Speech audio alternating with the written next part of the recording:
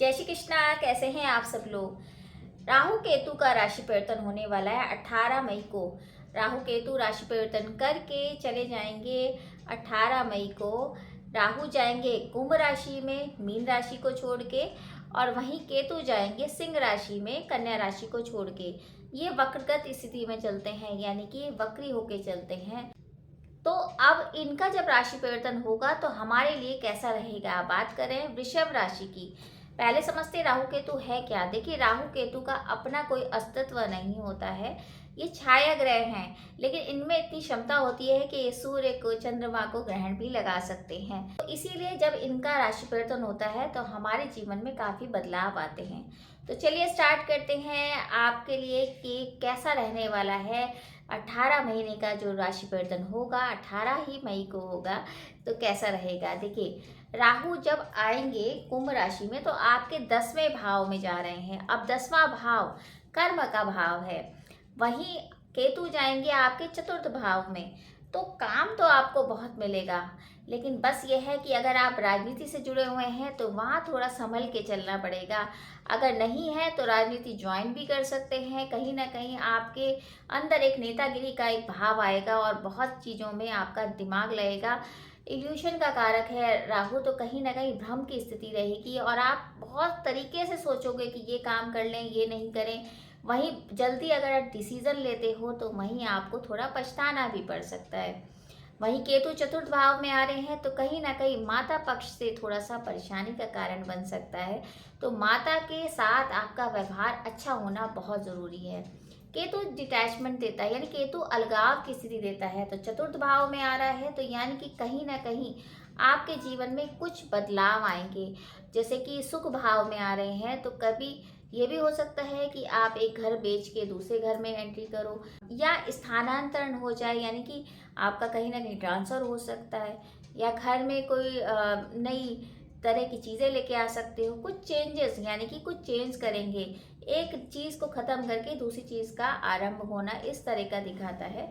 वहीं माता के स्वास्थ्य को आपको ज़्यादा ध्यान रखना पड़ेगा, क्योंकि केतु चतुर्थ भाव में आएंगे तो वहाँ सुख भाव है। सुखों में थोड़ी सी कमी कर देंगे, यानी मेहनत तो करेंगे लेकिन उस हिसाब से आपको सुख नहीं मिलेगा। घर से दूर होने की संभावना बनी रहेगी।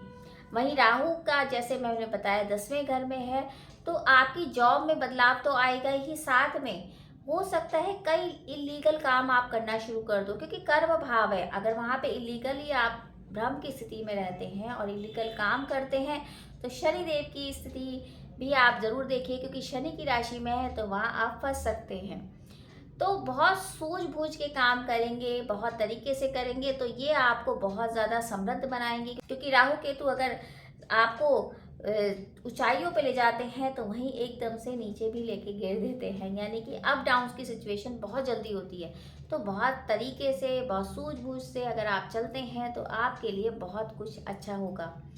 बस थोड़ा सा ध्यान रखिए कि किसी पे विश्वास ज़्यादा नहीं करना है, इलीगल काम नहीं करना है, सोच समझ के डिसीज़न लेना है।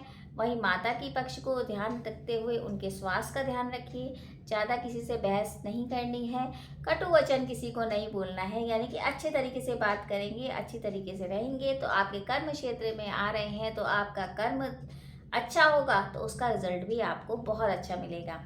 भाग्य में वृद्धि भी होगी, क्योंकि ऐसा होगा कि कर्म में आएंगे तो कहीं ना कहीं आपका विदेश रिलेटेड काम भी अच्छा हो सकता है। कुछ अच्छी चीज़ें भी बहुत होंगी, जैसे कि आप नई जगह जाएंगे तो वहाँ से आपको लिंक अच्छे मिलेंगे।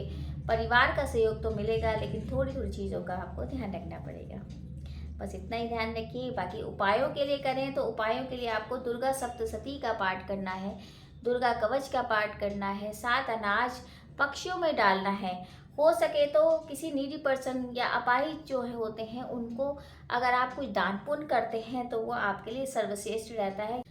यानी कि अगर आप किसी अपाहिज की या कोई निसहाय है उनकी सहायता करते हो तो राहु अति प्रसन्न होते हैं। बस इतना करिए। बाकी यही कहा जाएगा, ये जो राशि परिवर्तन है सबके लिए बहुत अच्छा जाए, सारी मनोकामना आपकी पूर्ण हो। बाकी अगर आपको छोटी सी जानकारी अच्छी लगे तो वीडियो ज़रूर शेयर कीजिए। जय श्री कृष्ण।